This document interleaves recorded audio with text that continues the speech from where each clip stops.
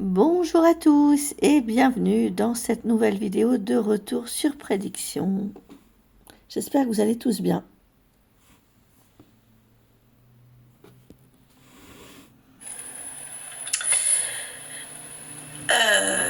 Alors ensuite j'essaie de me relire, mais j'écris comme un cochon.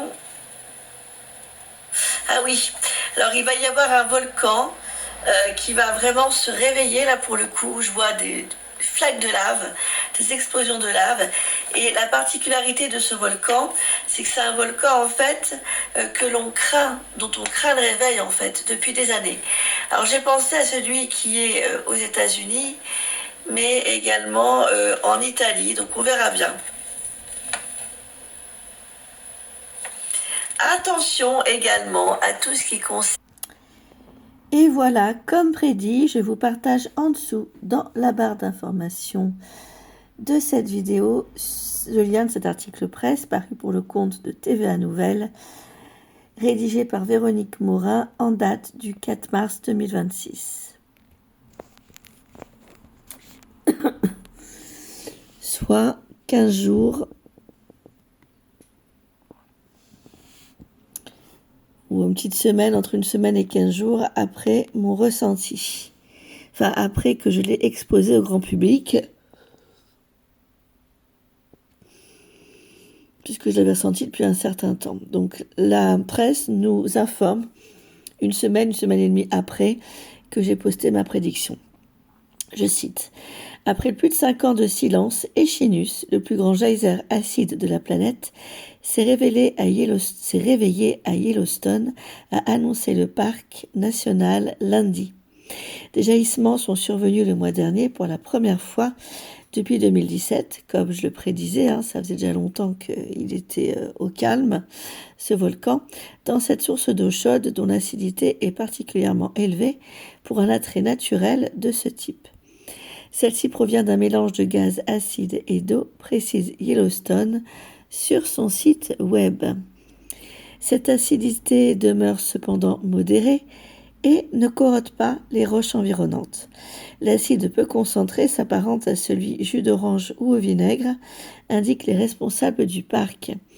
Cette composition chimique particulière crée des formations et des structures fascinantes, a déclaré Yellowstone à CB News, notamment la teinte rouge qui entoure le bassin et les rochers hérissés.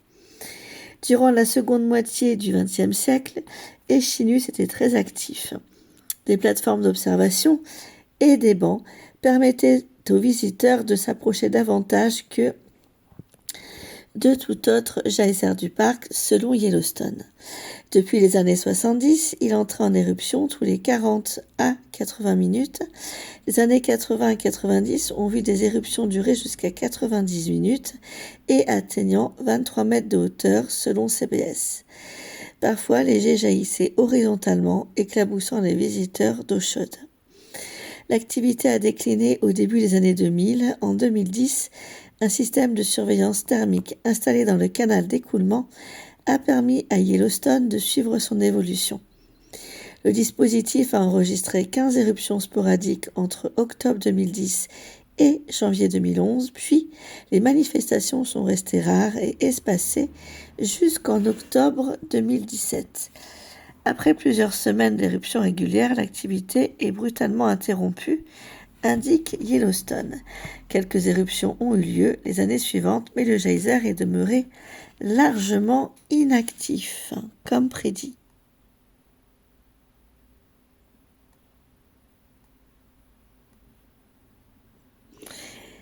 Alors ça a commencé très light. En février 2026, des signes de réveil sont apparus, puis une activité régulière.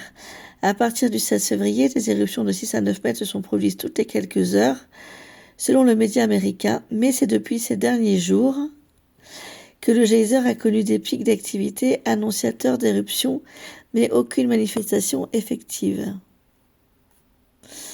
Donc ouais, les grandes vagues, en fait, sont arrivées quelques jours après ma prédiction.